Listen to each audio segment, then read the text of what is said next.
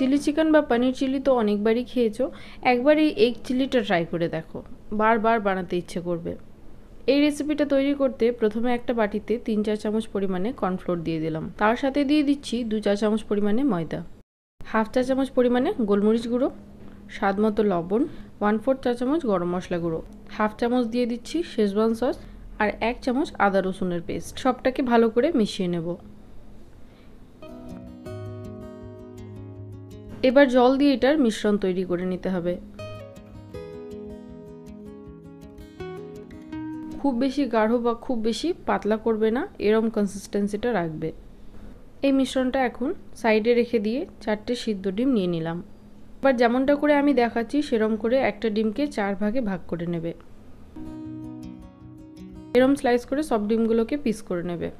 সব ডিমগুলো পিস করে নিলাম। এবার তৈরি করে রাখা মিশ্রণটা একবার চামচ দিয়ে গুলে নেব, কারণ কর্নফ্লাওয়ারের জন্য এটা তলায় বসে যায়। এবার একটা ডিমের পিস নিয়ে ব্যাটারটা ভালোভাবে মাখিয়ে গরম তেলে দিয়ে দেব। যখন এগুলো তেলের মধ্যে দেবে অবশ্যই করে তেলটা যেন খুব ভালো গরম হয়। মাঝারি আঁচে এগুলোকে কড়কড়ে করে ভেজে নেবে। দেখো ডিমের পকোড়াগুলোতে হালকা লালচে ভাব হয়ে এসছে, এই পর্যায়ে অবধি এগুলোকে ভাজতে হবে। এবার এগুলোকে তেল থেকে তুলে নিচ্ছি।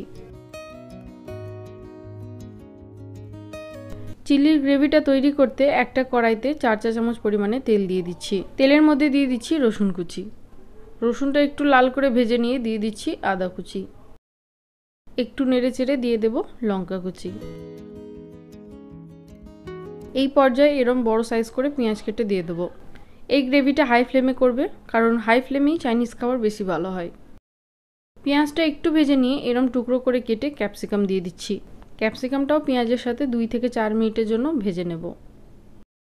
ক্যাপসিকামটাও পেঁয়াজের সাথে 2 থেকে 4 মিনিট ভেজে নিয়ে দিয়ে দিচ্ছি 4 চা চামচ টমেটো সস, 2 চা চামচ রেড চিলি সস, 1 চা চামচ সয়া সস। সসগুলোকে ভালো করে মিশিয়ে নিয়ে অল্প অল্প করে জল মেশাতে যাব। খুব বেশি জল দেবে না, প্রয়োজন মতো দেবে। তোমরা যদি এটার গ্রেভি রাখতে চাও সেই পর্যায়ে একটু বেশি জল দেবে। এই সময় দিয়ে দিচ্ছি 1/2 চা চামচ গোলমরিচ গুঁড়ো, 1/4 চা চামচ গরম মশলা গুঁড়ো, আর দিয়ে দিলাম 1/2 চামচ লাল লঙ্কার গুঁড়ো আর 1/2 চামচ শেজওয়ান সস। সবটাকে ভালো করে মিশিয়ে নেব। সামান্য একটু লবণ দিয়ে দিলাম। সসেও লবণ থাকে, তাই এতে একটু কমই লবণ দেবে। যখন দেখবে গ্রেভিটা ফুটে এসছে তখন ভেজে রাখা ডিমগুলো দিয়ে দেবে।